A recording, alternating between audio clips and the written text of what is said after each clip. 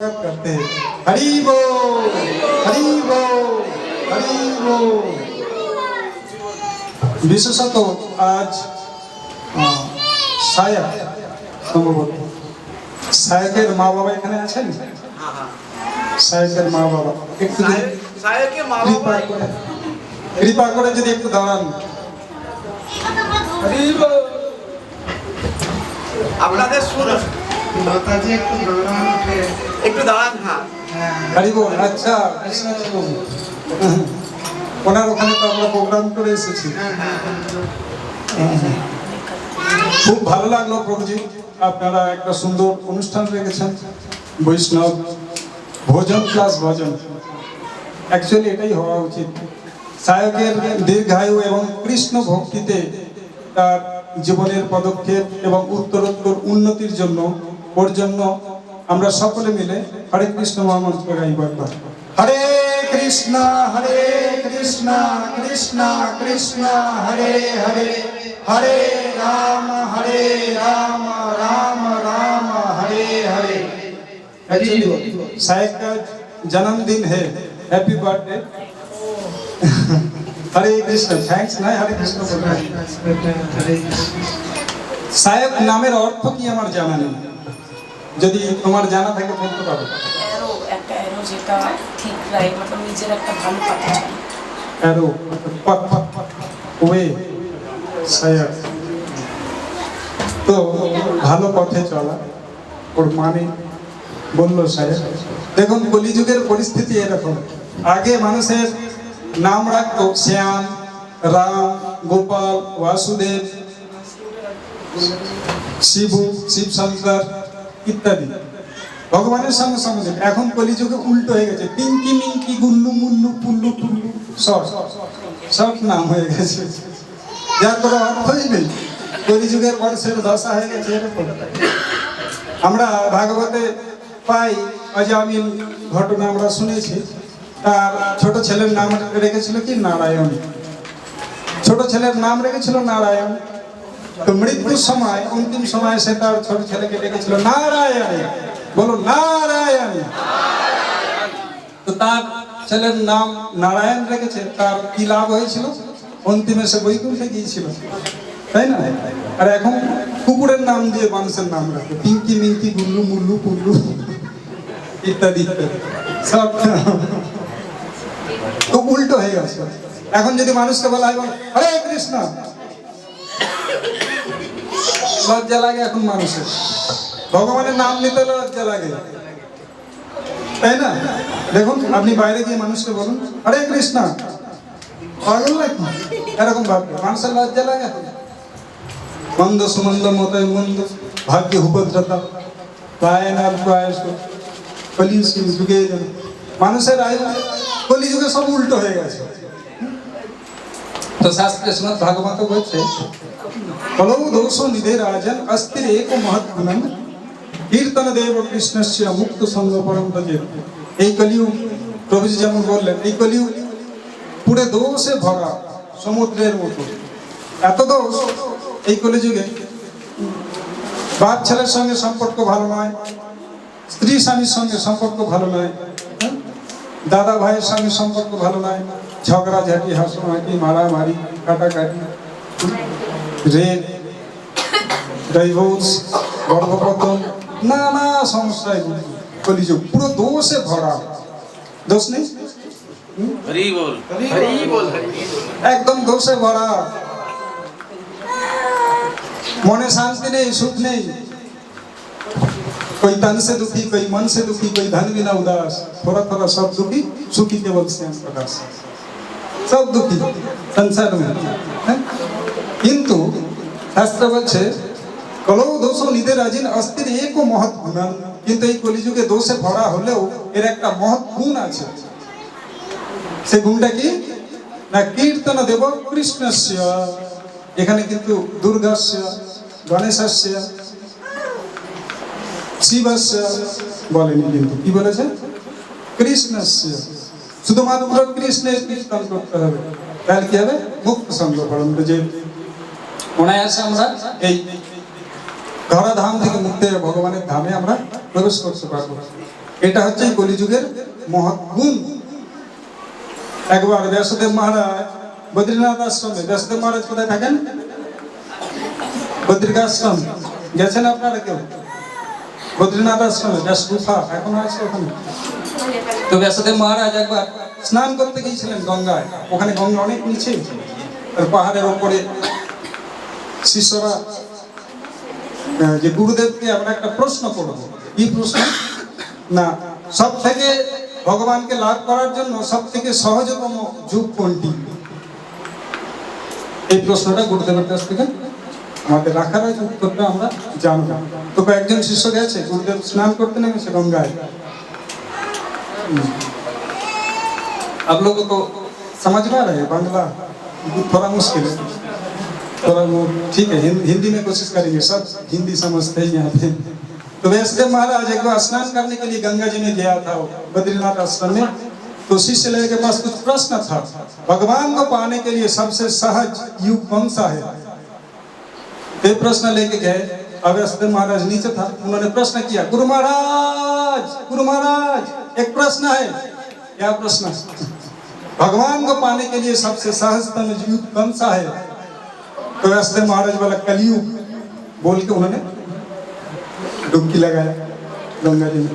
और इधर शिष्य लोग अचंभ हो, कैसे इतना संसार में मारपीट चल रहा है। देखिए यूक्रेन रशिया में अभी तक युद्ध चल रहा है। আপনারা এগিয়ে আসুন, অনেক জায়গা আছে এখানে, অনেক জায়গা আছে, এগিয়ে আসুন, অনেক জায়গা আছে, এগিয়ে এগিয়ে আসুন, বসে যাবেন। দরকার হয় তুলসী মহারানীকে, তুলসী মহারানীকে এখানে সামনে করে দিন। এগিয়ে এগিয়ে আসুন, অনেক জায়গা আছে, বসুন। তো দেখি আমরা এই কলিযুগে মানুষের অবস্থা কিরকম। सब दुखी है और बहुत समस्या है ये कलयुग में।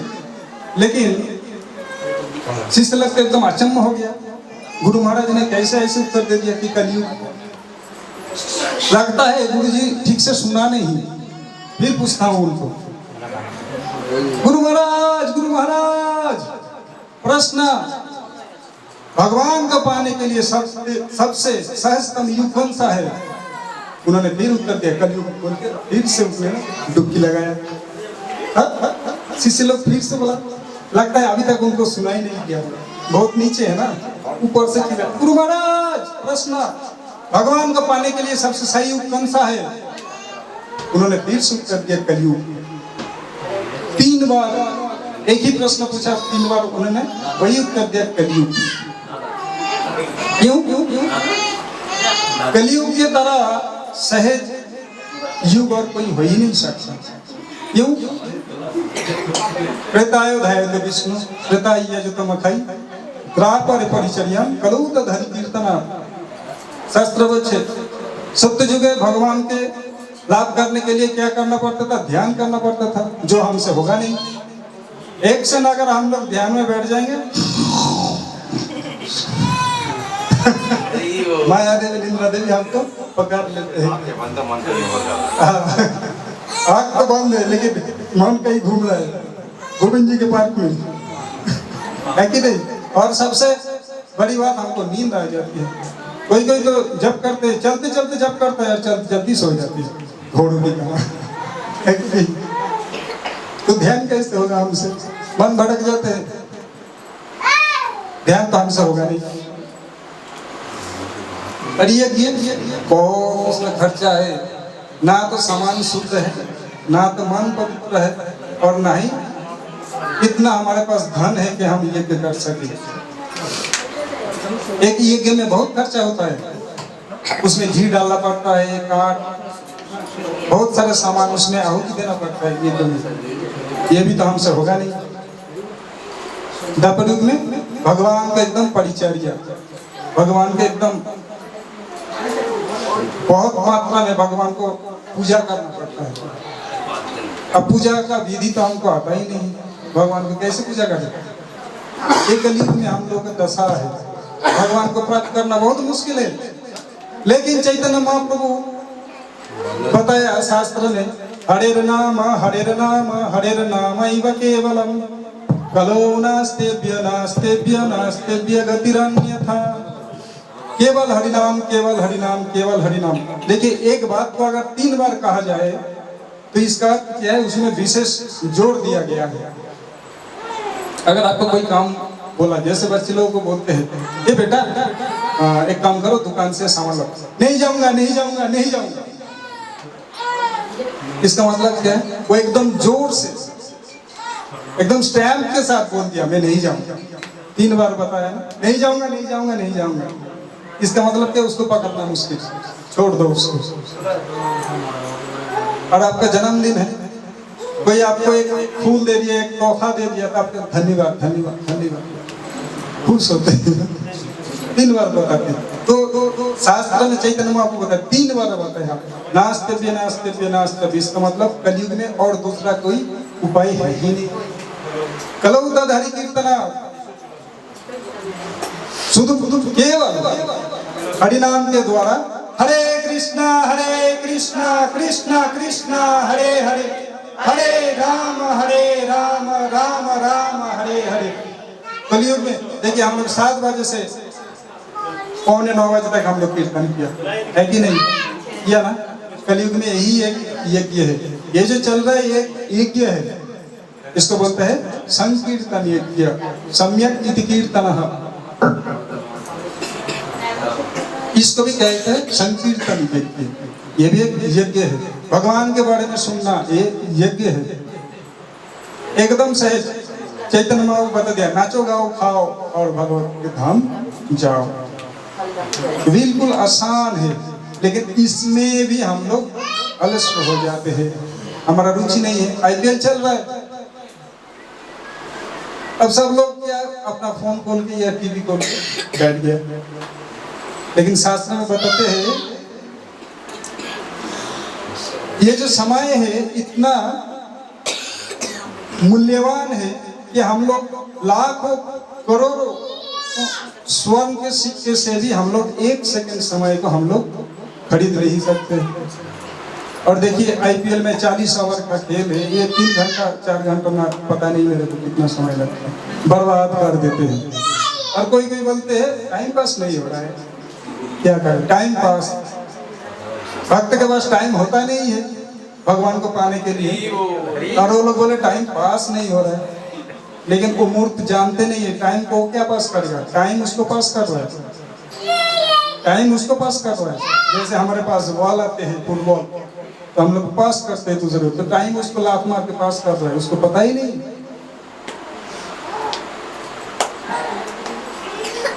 जीवन से हर रोज सूर्य उगते हैं और डूब जाते हैं, इसका मतलब क्या है, एक दिन कट गया हमारे आयु से, चला गया, उसको अब वापस नहीं मिलेगा आपको।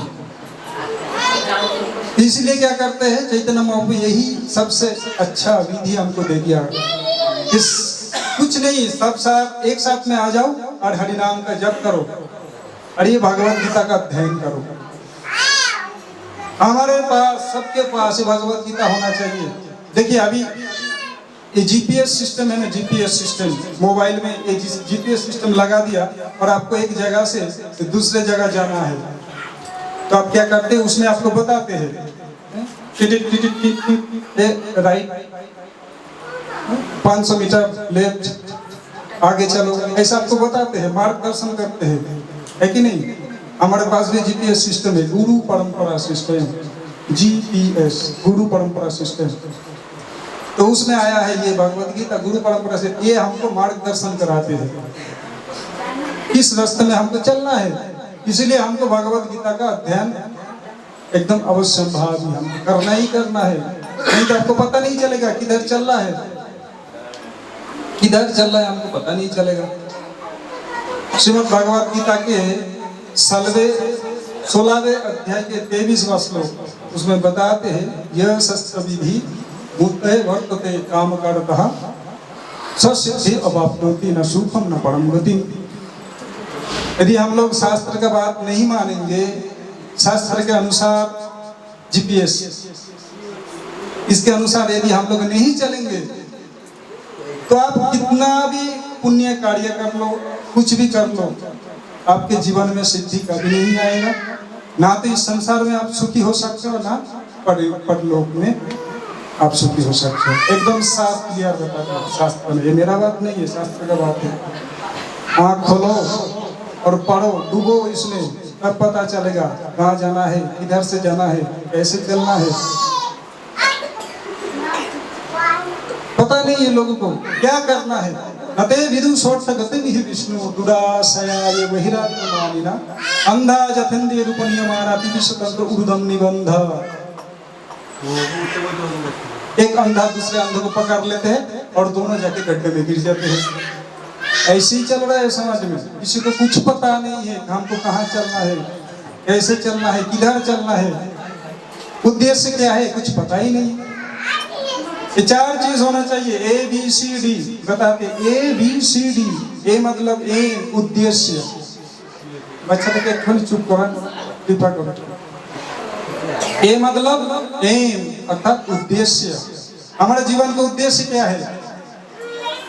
यदि आपके पास उद्देश्य नहीं है, जैसे मैं आया था और प्रभु जी बात कर रहा था कि टिकट बनाया उन्होंने, ये जयपुर से हावड़ा तक या वर्धमान टिकट बना लिया। यदि आपके पास उद्देश्य नहीं है, आप कहाँ घूमते रहोगे ना ट्रेन में। फिर एक उद्देश्य होना चाहिए। आपके पास धनुष है, वाहन है, यदि लक्ष्य नहीं है, आपको कहाँ मारेंगे उसको? आपके पास एक दीवार में आपको एक लक्ष्य बनाना पड़ेगा ना, गोला बनाना पड़ेगा, और उसमें आप निशान लगा सकते, फिर आप मार सकते हो उसमें, है कि नहीं? उद्देश्य होना चाहिए, हमको कहाँ पहुँचना है पता ही नहीं। नते विदु स्वार्थ गति भी विष्णु।